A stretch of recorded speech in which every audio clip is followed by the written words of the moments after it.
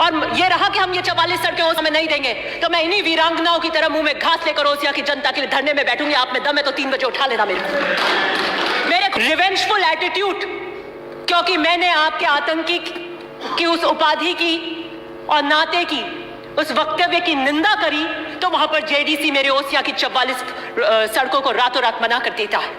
But I believe that this decision by the JDC to tell me that not a single road will be given to OSIA is a manipulative behavior according to political revengeful attitude. मैं उनका दीदार करना, मंत्री जी का मेरे को दीदार ही नहीं हो रहा।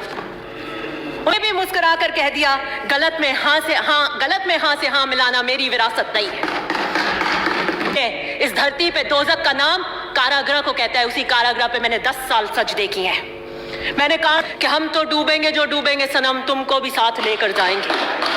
तो मैं नहीं डूबूंगी, मैं तो पहले भी नहीं आई थी। ये तीनों गुजर, मीना और जाट खेतीहार हैं और कांग्रेस के मूल वोट बैंक हैं। अपने समाज के लिए मंजू जाट हमारे समाज का गौरव है, वो वीरांगना। अभी जाट महाकुंभ हुआ था, नहीं सुनेंगे हम इस तरीके की प्रथा। ये सुनने के मैंने लेटेस्ट में रिव्यू मीटिंग करी और मैंने नॉर्थ और वेस्ट जोन्स के दोनों एक्सचेंज को बताया। मैं दोनों नॉर्थ वेस्ट की इनको टेबल करूंगी यहाँ पर, और बात करके ये बात हुई कि 70% से ज्यादा जो रोड्स हैं उस पे पटवारी की रिपोर्ट बाकी थी। कुछ एएस हो गई, कुछ एफएस हो गई, कुछ एएस से एफएस के लिए प्रगति पर थी। आई कॉल द जेडीसी और मैंने जेडीसी से कहा कि 70% से ज्यादा दोनों के अंदर एक पटवारी की रिपोर्ट के लिए लंबित है। कितना टाइम लगता है एक पटवारी को जाकर एक रिपोर्ट लेकर आकर देने के लिए? आप साल भर से अंदर एक पटवारी की रिपोर्ट नहीं लेकर आ पा रहे हैं। क्या कमिटमेंट आप मुझसे रोज 1 हफ्ता और 1 दिन का कर रहे हैं? जेडीसी मुझे उत्तर देते हैं कि हम ओसिया को एक भी रोड नहीं देंगे। तो मैंने कहा कैसे नहीं देंगे? फिर आपने ये फ्यूटाइल एक्सरसाइज क्यों कराई? हर शाख पे उल्लू बैठा है। मुझे लगता है उन्होंने इस शेर को बहुत सीरियसली अडॉप्ट कर लिया और उल्लू बनाने की ये प्रक्रिया करते रहे, हमारे साथ मीठी गोलियां देते रहे। ये सरकारी अफसरशाही जनप्रतिनिधियों को गोली देने का काम कर रही है। ओसिया से आपकी कोई आय नहीं है। पास्ट में ओसिया से जेडीए को स्वीकृत हुई है सड़कें, वो कैसे हुई? मैं तो जानना चाहती हूं कि ये जो पूरी एक एक्सरसाइज चल रही थी, यकायक सडन यू टर्न 2 दिन में कैसे हुआ कि नहीं देंगे? तो क्यों आप हमसे वार्ता कर रहे थे? क्यों आपने अपनी टीम्स वहां गांवों में भेजी? क्यों आपने रास्ते के पूरे रूट देखे? क्यों उनके एएस को आपने कर दिया? क्यों आपने एफएस किया? ये फ्यूटाइल एक्सरसाइज क्यों करवाई? गांवों में उन सबको पता है कि यहाँ पे प्रस्ताव बने इस रोड के लिए, वो निरंतर आते हैं, वो जेडीए में भी जाते हैं। हमारे यहाँ पॉलिटिकल चेतना बहुत है और वो पूछते रहते हैं कि टेंडर कब होगा। क्यों आपने किया? और अगर जो कंसोलिडेटेड फंड 44 रोडों का लिया गया उस वित्तीय वर्ष में, वो अगर इन रोडों पे एग्जॉस्ट नहीं किया जाएगा तो किधर एग्जॉस्ट किया जाएगा? उस फंड को क्यों और किसी और जगह क्यों यूटिलाइज किया जाएगा? दिस इज बिकॉज एक जेडीसी से दूसरे जेडीसी, इस टोपी की इस टोपी, उसके टोपी उसके ऊपर, अरबों खरबों की संपत्ति है वहां पर।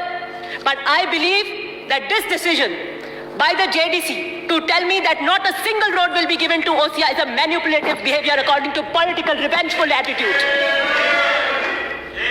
ऐसा क्या हो गया 2 दिन में? प्रगति रिपोर्ट 15 दिन पहले आज आप कह रहे हैं कि नहीं देंगे। तो आपको साल भर पहले नहीं पता था? आप हमें 2 साल पहले कहते थे, हम उसके लिए और कोई रेवेन्यू सोर्सेज ढूंढने की कोशिश करते कि हम उन रोडों 6 महीने पहले, आज आप मार्च में हमें कह रहे हैं कि हम नहीं देंगे। उधर आप 10 करोड़ के प्रस्ताव ले चुके हैं हमारे से मिसिंग लिंक में। कहां से हम इनको 44 रोडों को एडजस्ट करेंगे? सच बात पूछिए तो उन्हें एक दिन महफिल सजाने का शौक आया। सच बात पूछिए तो उन्हें एक दिन महफिल सजाने का शौक आया। मैंने देखा कि क्या हुआ यकायक इन 2 दिनों में।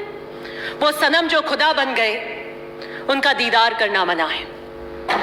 वो सनम जो खुदा बन गए, उनका दीदार करना, मंत्री जी का मेरे को दीदार ही नहीं हो रहा।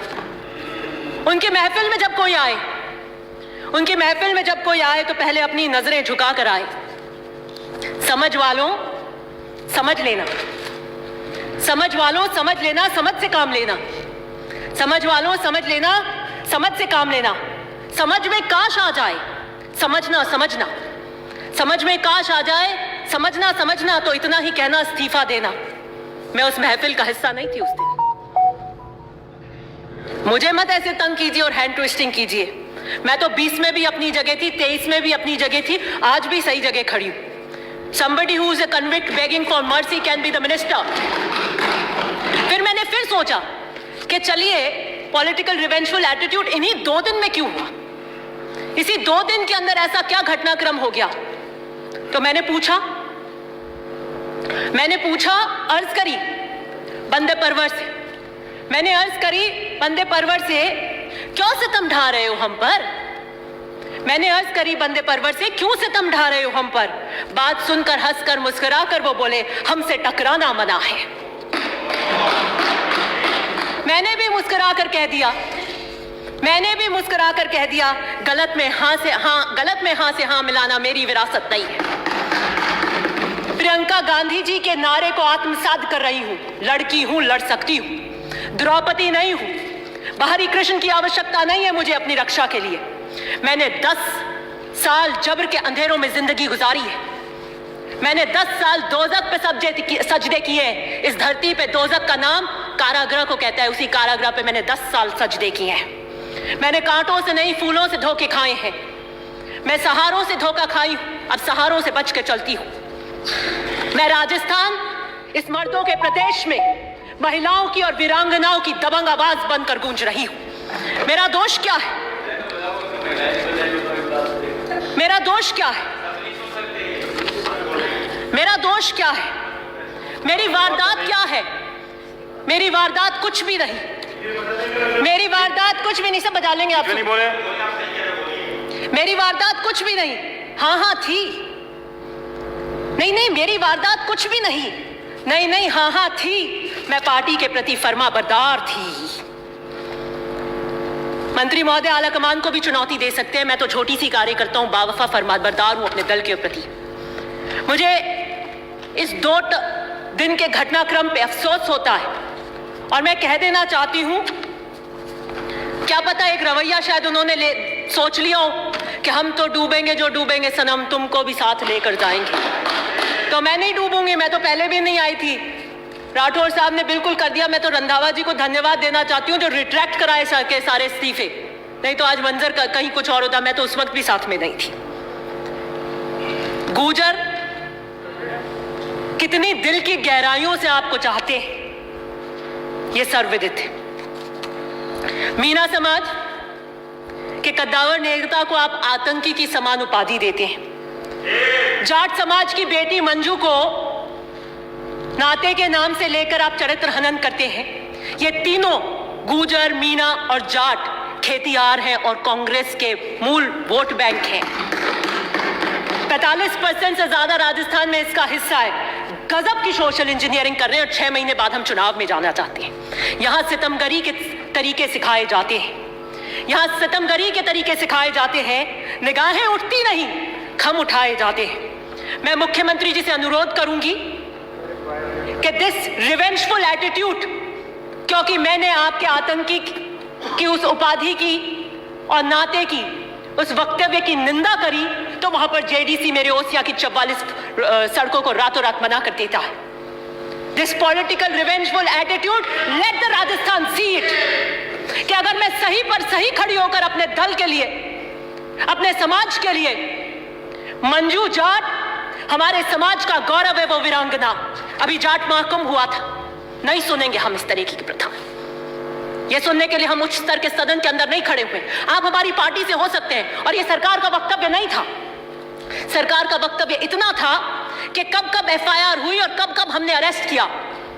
और मैं इस बात का, मुख्यमंत्री जी के इस बात का समर्थन करती हूं कि हमें परिवार के बाहर नौकरी नहीं देनी चाहिए। उसका कारण है कि अगर हमने परिवार के बाहर नौकरी दी तो जो हमारा पीछे रूरल बैकग्राउंड है उसके अंदर हो सकता है कि पीआर में ब्लैकमेल करने के जाइए, तुम नौकरी लेके आइए किसी की, नहीं तो हम घर में नहीं रखेंगे।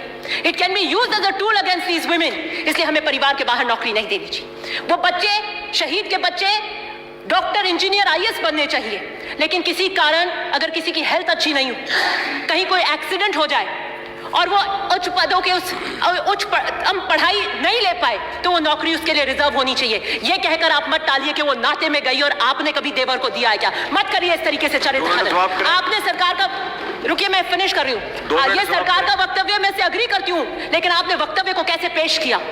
आप कहिए कि उन्होंने मैन हैंडलिंग हुई, कांच फोड़े, ये किए, आतंकी के समान कैसे कह देंगे। और उसकी प्रतिक्रिया क्या हुई कि आपने पहले उनके नेता को कहा और दूसरे दिन हमने हमारे प्रभारी को आतंकी कह दिया। ये कौन सा उदाहरण हम सेट करेंगे?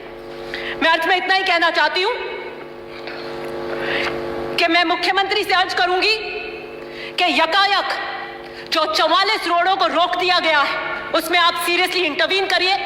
और मंत्री जी क्योंकि आजकल जिद पे आ जाते हैं और उनकी जिद सबसे बड़ी होती है, उसके आगे सब नतमस्तक हो जाते हैं। वो अगर जिद पे अड़ गए और ये रहा कि हम ये 44 सड़कें ओसिया में नहीं देंगे, तो मैं इन्हीं वीरांगनाओं की तरह मुंह में घास लेकर ओसिया की जनता के लिए धरने में बैठूंगी। आप में दम है तो 3 बजे उठा लेना मेरे खून आरजू को वो समझ रहे हैं पानी, मेरे खून आरजू को वो समझ रहे हैं पानी। मेरी रोडे रोक कर नहीं कर मेरा हाथ मरोड़ पाएंगे आप। मैं सही के लिए खड़ी हूं उन जनप्रतिनिधि से और कभी उसमें मेरे को गुरेज नहीं हुआ है। 6 महीने की अवधि है, हम सब चुनाव में जा रहे हैं।